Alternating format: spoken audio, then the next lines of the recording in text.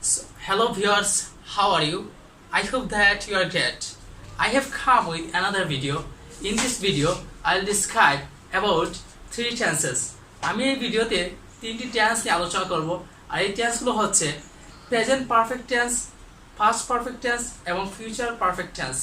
আমি টেন্স সম্পর্কে ইতিমধ্যে দুইটি ভিডিও বানিয়েছি আর আমি আমার গত ভিডিওগুলোতে present tense, present indefinite tense, present continuous tense, past indefinite tense, past continuous tense, future indefinite tense এবং future continuous tense নিয়ে আলোচনা করেছি এবং আমি টেন্সে আরও অনেক খুঁটিনাটি বিষয় নিয়ে আলোচনা করেছি। আপনারা যদি এই আগের ভিডিওগুলো না দেখে আসেন তাহলে প্লিজ আমার আগের ভিডিওগুলো দেখে আসুন আর আমি আমার এই ভিডিওগুলোর লিঙ্ক ডেসক্রিপশন বক্সে দিয়ে দিচ্ছি। আশা করি আপনারা সহজেই দেখতে পারবেন। সো আজকের ক্লাসটি আমরা শুরু করি। আজকের ক্লাসে আমি প্রথমেই পড়াবো প্রেজেন্ট পারফেক্ট টেন্স সম্পর্কে। তো প্রেজেন্ট পারফেক্ট টেন্সটা কি? প্রেজেন্ট পারফেক্ট টেন্সটা হচ্ছে পুরাগঠিত বর্তমান। মানে প্রেজেন্ট পারফেক্ট টেন্সের সংজ্ঞাটা হচ্ছে যে কাজটা অতীতকাল থেকে চলছে বাট এখন এসে শেষ হয়ে গেছে। অর্থাৎ এমন একটি কাজ যেটি অতীতকাল থেকে শুরু হয়েছিল বাট এখন এসে শেষ হয়ে গেছে। যেমন আমি পড়েছি, করেছি বা আমি গিয়েছি, মানে অনেক আগ থেকে শুরু হয়েছে বাট এখন প্রেজেন্ট বর্তমানে এসে এটা শেষ হয়ে গেছে। এটা হচ্ছে প্রেজেন্ট পারফেক্ট টেন্স। যে বাংলা বাক্যের শেষে যদি ইয়াছো, ইয়াছে, ইয়াছেন এগুলো যদি থাকে তাহলে এটা কি হবে? প্রেজেন্ট পারফেক্ট টেন্স হবে। অর্থাৎ আমি গিয়েছি, আমি খেয়েছি, আমি এসেছি, এটা কি প্রেজেন্ট পারফেক্ট টেন্স। এর স্ট্রাকচারটা কি হবে?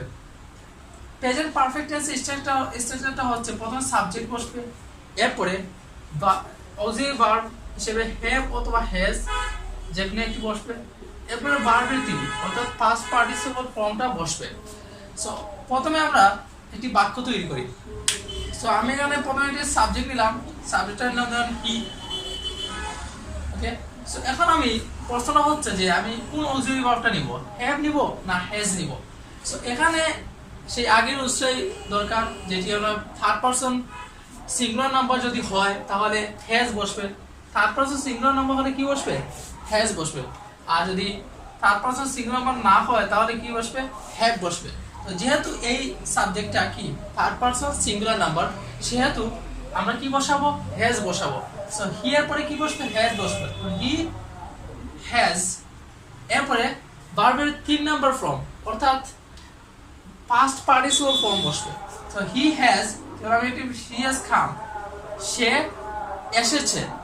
তাহলে আমরা একটি অ্যাফার্মেটিভ বাক্য তৈরি করলাম। এখন আমরা এই বাক্যের একটি নেগেটিভ বাক্য তৈরি করব এই টেন্সে। তো যদি নেগেটিভ বাক্য তৈরি করি তাহলে আমরা জানি যে অক্সিলারি ভার্বের সাথে জাস্ট একটি নট এড করব। যেহেতু এখানে অক্সিলারি ভার্বটা হ্যাজ, তাহলে আমরা হ্যাজের সাথে একটি নট এড করব।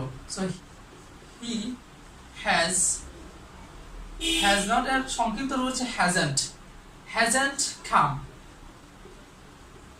সে আসেনি। প্রথমে আমরা এটি কি বসালাম? সাবজেক্টটা বসালাম, তারপর হ্যাজের সাথে জাস্ট নট এড করলে এটা কি নেগেটিভ হয়ে যাবে। He has not come. এখন আমরা দেখব এই বাক্যটাকে কিভাবে ইন্টারগেটিভ করতে হয়। সো ইন্টারগেটিভ করার জন্য আমরা জানি যে অক্সিলারি ভার্বটাকে কি করতে হয়? সাবজেক্টের পূর্বে আনতে হয়। তাহলে আমরা অক্সিলারি ভার্বটা কি আনে? হ্যাজ। হ্যাজটাকে আমরা সাবজেক্টের পূর্বে নিয়ে আসলাম, হ্যাজ। এরপরে কি বসাবো? আমরা সাবজেক্টটা বসাবো হ্যাজ হি। এরপরে কি মেইন ভার্বটা আমরা বসাবো, হি হ্যাজ হি কাম। অর্থ কি হবে? সে কি এসেছে, এরকম অর্থ হবে, সে কি এসেছে। আশা করি আপনারা ইন্টারগেটিভ সেন্টেন্স কিভাবে তৈরি করতে হয় সেটি বুঝতে পেরেছেন। এখন আমরা দেখব কিভাবে আমরা ইন্টারগেটিভ এন্ড নেগেটিভ বাক্য তৈরি করব। সো ইন্টারগেটিভ এন্ড নেগেটিভ বাক্য তৈরি করার জন্য আমরা জানি যে প্রথমে ইন্টারগেটিভ, যেহেতু বাক্যটি ইন্টারগেটিভ সেহেতু প্রথমে আমাদেরকে অক্সিলারি ভার্বটা আনতে হবে। অক্সিলারি ভার্বটা আনলাম হ্যাজ, তারপর আবার এটার সাথে নট এড করতে হবে। কারণ কি এটা ইন্টারগেটিভ এবং নেগেটিভ, কারণ এটা প্রশ্নবোধকও আবার না বোধকও। সো আমরা এখানে কি নটটা এড করলাম, মানে হ্যাজেন্ট, মানে হ্যাজ নট এর কি সংক্ষিপ্ত রূপ হচ্ছে হ্যাজেন্ট হি কাম, সে কি আসেনি। আশা করি আপনারা প্রেজেন্ট পারফেক্ট টেন্সের বেসিক বিষয়টি বুঝতে পেরেছেন। সো দেখেন আমি এখানে কিছু টাইম মার্কার্স লিখেছি, অর্থাৎ কিছু শব্দ লিখেছি।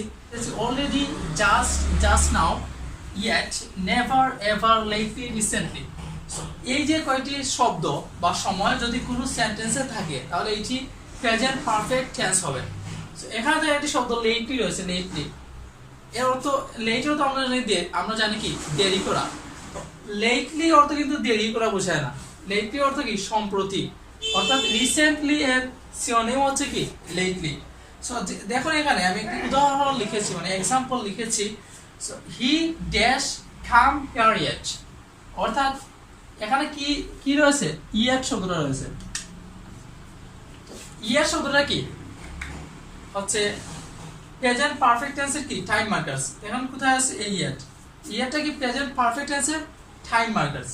যেহেতু এটা প্রেজেন্ট পারফেক্ট টেন্সের টাইম মার্কারস, সেহেতু এখানে কি বসবে, প্রেজেন্ট পারফেক্ট টেন্সের ভার্ব বসবে, অর্থাৎ প্রেজেন্ট পারফেক্ট টেন্সের স্ট্রাকচার হবে।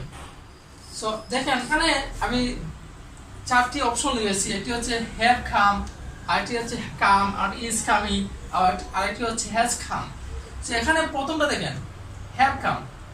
এখন দেখেন হ্যাভ কাম, এটা তো প্রেজেন্ট পারফেক্ট টেন্সের স্ট্রাকচার, ঠিক আছে, কিন্তু প্রেজেন্ট পারফেক্ট টেন্সের স্ট্রাকচার। বাট একটা জিনিস লক্ষ্য করেন, এখানে আমি হ্যাভ লিখেছি, বাট হি এর সাথে কি হ্যাভ বসে? অবশ্যই না। হি এর সাথে কি বসে? হ্যাজ বসে। তো তাহলে এটি কি হবে না, ক্রস। আবার পরটা কি, আমি বলছি come, so he come here yet, ইয়ে থাকলে অবশ্যই এটা কি প্রেজেন্টে হবে না, এটা কি প্রেজেন্ট পারফেক্ট হবে, সো এটাও হবে না। আবার দেখেন ইজ কামিং, এটা কি প্রেজেন্ট কন্টিনিউয়াস, যেহেতু এটা ইয়েট সেহেতু এটা প্রেজেন্ট পারফেক্ট টেন্স হওয়ার কথা, তাহলে ইজ কামিংও হবে না। তাহলে এখন কি হবে, হ্যাজ কাম, সে আসছে, এটা কি প্রেজেন্ট পারফেক্ট স্ট্রাকচার, এবং এইটার সাথে মিলেছে, ইজ তাহলে কি বসে, হ্যাজ বসে, তো আসলে এটা কি কারেক্ট হবে। সো আশা করি আমরা এই বিষয়টি বুঝতে পেরেছি। সো আমরা এতক্ষণ প্রেজেন্ট পারফেক্ট টেন্স সম্পর্কে জানলাম, এবার আমরা জানবো ফার্স্ট পারফেক্ট টেন্স সম্পর্কে। ফার্স্ট পারফেক্ট টেন্সটা কি? ফার্স্ট অর্থ হচ্ছে অতীত এবং পারফেক্ট অর্থ পুরাগঠিত অতীতকাল, এটাকে বাংলাতে বলা হয় পুরাগঠিত অতীতকাল। একটা কথা জেনে রাখা উচিত যে শুধুমাত্র পাস্ট পারফেক্ট টেন্স দিয়ে কোনো বাক্য গঠন হয় না। সো যেহেতু আরেকটি বাক্যের দরকার, অর্থাৎ পাস্ট পারফেক্ট টেন্স এমন একটি বাক্য যেটি অতীতকালের দুটি কাজের মধ্যে তুলনা বোঝাবে। পাস্ট পারফেক্ট টেন্স কি করে, অতীতকালের দুটি কাজের মধ্যে তুলনা বোঝায়। তো এর স্ট্রাকচারটা, ইংরেজি স্ট্রাকচারটা হচ্ছে subject plus had plus V3। অর্থাৎ যেমন আমি একটি উদাহরণ লিখি, আই হ্যাড গান। আই হ্যাড গানটা কি পাস্ট পারফেক্ট টেন্সের বেসিক উদাহরণ। তো এখন আমরা পাস্ট পারফেক্ট টেন্সে কিভাবে ইউজ হয়, বাক্যে কিভাবে পাস্ট পারফেক্ট টেন্সটা ইউজ হয়। পাস্ট পারফেক্ট টেন্সটা ইউজ করার জন্য দুটি কনজাংশন ব্যবহৃত হয়, যেগুলো হচ্ছে আফটার অ্যান্ড বিফোর। এই দুটি কনজাংশনের মাধ্যমে পাস্ট পারফেক্ট টেন্স ইউজ হয়। তো দেখেন, সো আফটার এবং বিফোর দুটি কনজাংশন, এইগুলো আমরা কিভাবে ইউজ করব। অতীতকালে দুটি কাজের মধ্যে তুলনা বুঝাইতে পাস্ট পারফেক্ট টেন্স ইউজ করা হয়। অতীতকালে দুটি কাজের মধ্যে তুলনা বোঝাতে পাস্ট পারফেক্ট টেন্স ইউজ করা হয়। অতীতকালে দুটি কাজের মধ্যে যে কাজটি আগে হবে সেটি হবে পাস্ট পারফেক্ট, আর যে কাজটি পরে হবে সেটি হবে পাস্ট ইনডিফিনিট। আফটার এবং বিফোর, আফটারের পরে বসে পাস্ট পারফেক্ট, and বিফোরের পূর্বে বসে পাস্ট পারফেক্ট।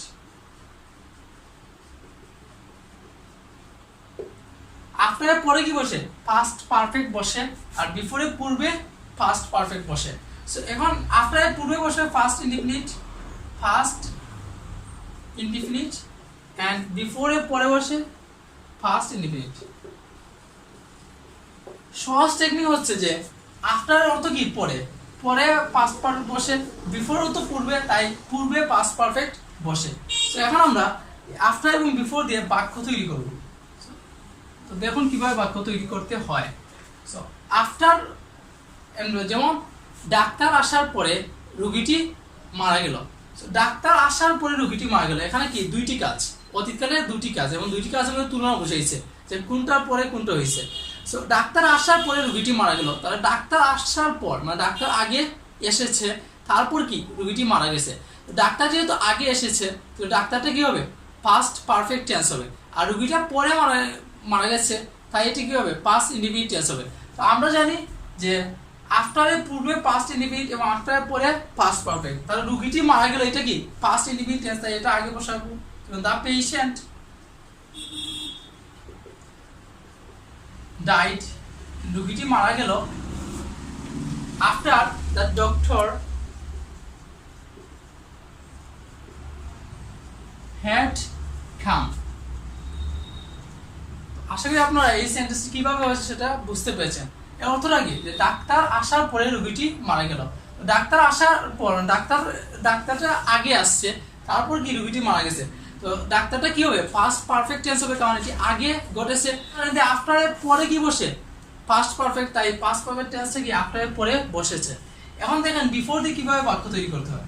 যেমন যে আমি বাড়িতে যাওয়ার পূর্বেই সে বাড়িতে চলে গেল, বা সে বাড়িতে আসলো। আমি বাড়িতে যাওয়ার পূর্বেই সে বাড়িতে কি আসলো। তো সে বাড়িতে আসলো, এটা কি পাস্ট পারফেক্ট টেন্স, কারণ এটা আগে ঘটছে। আর আমি বাড়ি গিয়েছিলাম, এটি পাস্ট ইনডিফিনিট, কারণ এটা সে আসার পরে ঘটছে। সো আমি বাড়ি যাওয়ার পূর্বে সে বাড়িতে আসলো। সো সে আসলোটা কি, কাজটা কি আগে ঘটছে, তাই এটা কি ফার্স্ট পারফেক্ট টেন্স। তো আমরা এদিকে বিফোরে পূর্বে পাস্ট পারফেক্ট বসে, তাই আমি সে আসলো কাজটা লিখতেছি হি হ্যাড কাম, সে আসলো। বিফোর আই ওয়েন্ট, আমি বাড়ি যাওয়ার পূর্বেই সে বাড়িতে আসলো। এখন দেখেন বাড়িতে এসেছিল, তো এই যে ওয়েন্টটা বিফোরের পরে আই ওয়েন্ট বসলাম, আর বিফোরের পূর্বে আবার আই হি হ্যাড কাম। অ্যাকাউন্টটা কি, এটা বিফোরের পূর্বেই পাস্ট পারফেক্ট বসে, আর বিফোরের পরে কি বসে, পাস্ট ইনডিফিনিট। আশা করি আপনারা এই বেসিক বিষয়টি বুঝতে পেরেছেন।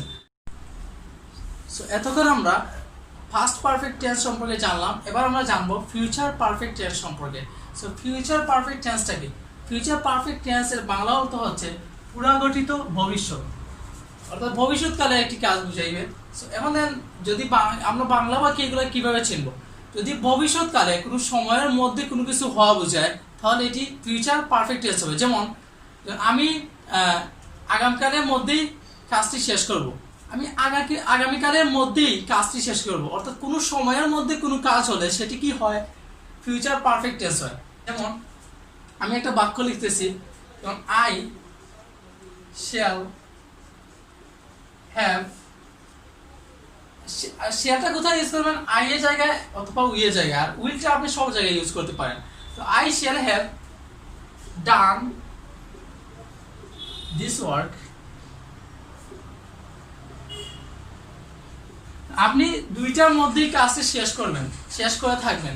সেই দুইটার মধ্যে যে কাজটি শেষ করবেন, এই সময়টা কিভাবে ইউজ করবেন, দুইটার মধ্যে এটা কিভাবে বুঝাইবেন।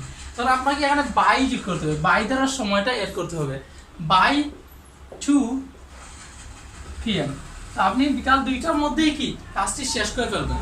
তো এটা কি ফিউচার পারফেক্ট টেন্সের অ্যাফার্মেটিভ সেন্টেন্স। কারণ আপনি যদি এটা নেগেটিভ করেন, নেগেটিভ আসলে জাস্ট আমরা কি জানি যে অক্সিলারির সাথে নট অ্যাড করতে হয়। I shall not have done, I shall not have done this work by 2 PM, অর্থাৎ আমি 2টার মধ্যেই কাজটি শেষ করে থাকবো না।